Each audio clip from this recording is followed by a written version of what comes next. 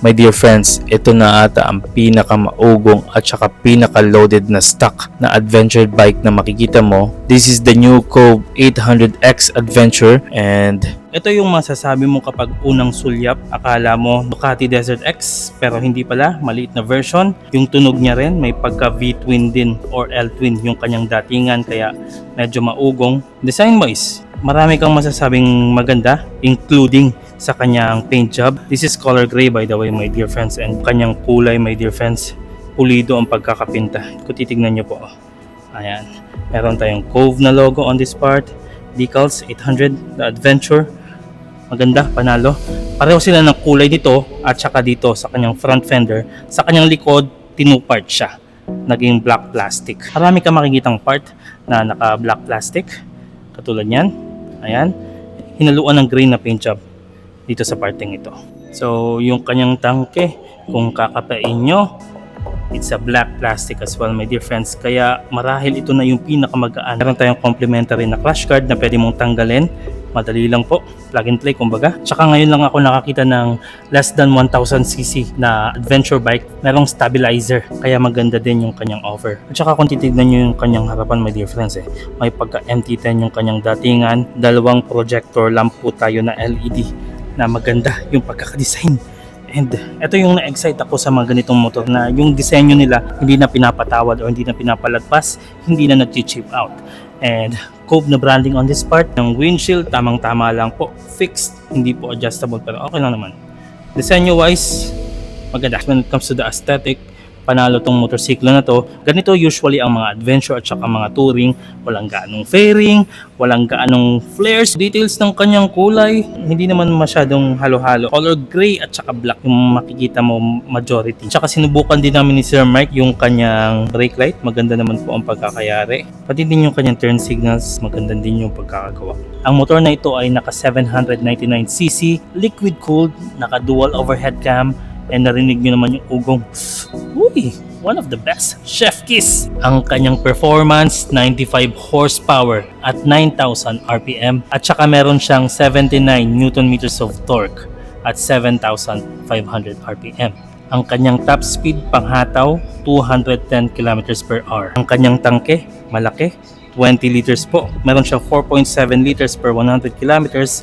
And kung i-convert mo, 21 km per liter. So pasok pa rin ang long ride kahit papano. Ang kanyang wheelbase, isang mahabang kabayo, 1,520 mm po. Ang kanyang ground clearance, 10.8 inches. That's probably more than enough. Nasa 190 kilograms lang po ang kanyang wet weight. And ang kanyang seat height, 895 mm. Ganito po kapag sasampa ang isang 5'6" tall rider. Sarap din hindi ko pa nasusubukan mag long ride sa NMAX or sa any type of scooter. Ay hindi, Bergman. Kaso maliit.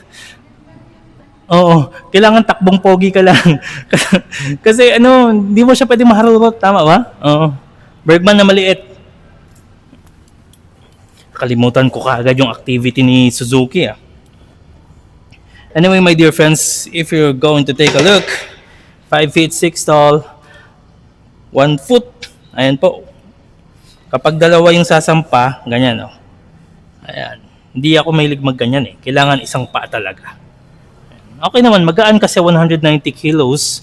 It's a very light bike to be honest, lalo na sa laban ng adventure, kasi kapag adventure or kapag touring, usually mababa yung displacement pero mabigat na. Ito, less than 200 kilos. So, okay siya. Panalo. Magugustuhan mo. Handlebar, okay din. Malapad, mahaba, kumbaga, mataas, relax. So, okay na okay talaga ito sa long ride. At saka, yung kanyang windshield, kaya hindi na kailangan i-adjust kasi if you are 5'6" tall, sobra-sobra. Madi-deflect niya yung sa hanggang bunganga mo. So, kung naka full face ka, okay na okay.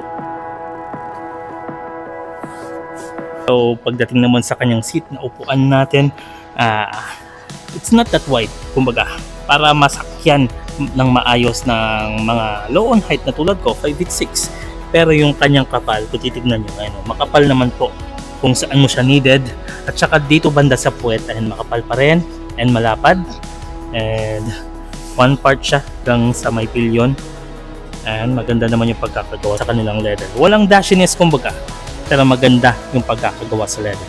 Isa sa kanyang complementary is this one. Pwede mo na pong lagyan kaagad ng top box. At least meron kang 5 kilograms maximum capacity.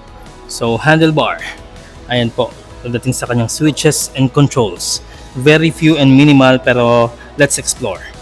Buksan natin. Dito po siya. Hindi po siya remote. And naka-portrait mode po ang kanyang TFT display. So kitang-kita mo talaga kapag nasa rides ka. And di mo na kailangang yumuko. Nakatutok talaga sa iyo yung speed at saka yung RPM. Fuel gauge. Very available. Kitang-kita natin. Kung pipindutin natin to, meron siyang ride modes. Ang kanyang ride modes. Sport. Eco. So let's exit. ABS switch. Ooh.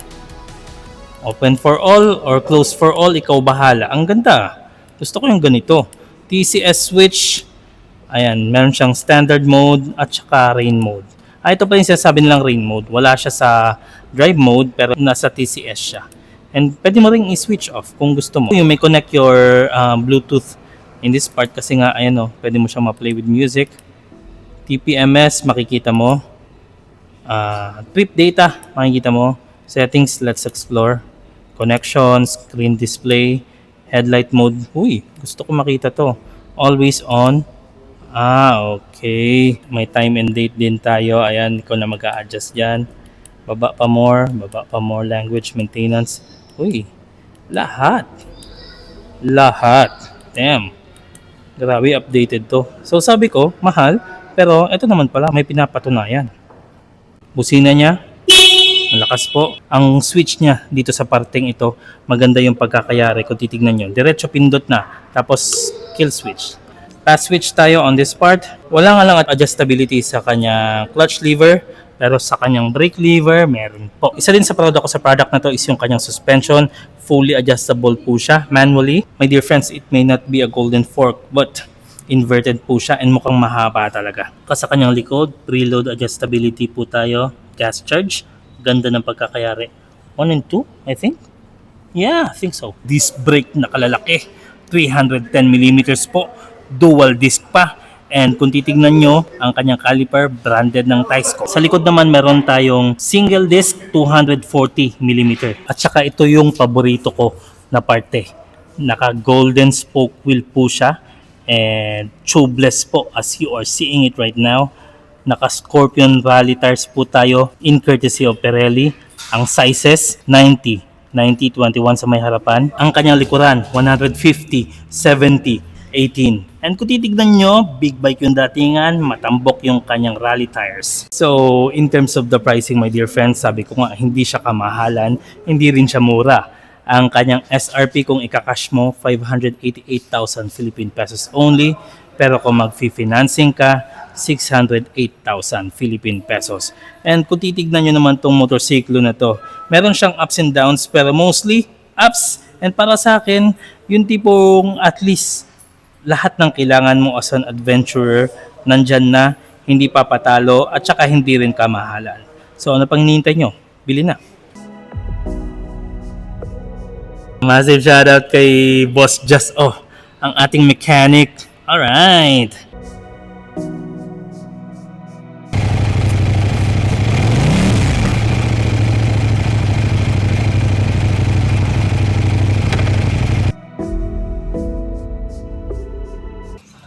Ayan o.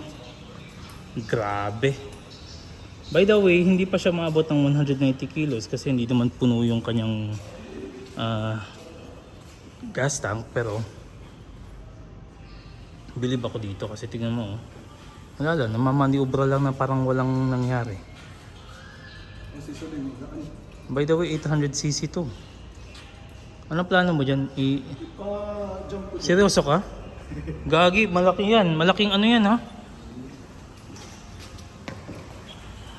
Ganun lang kasimple.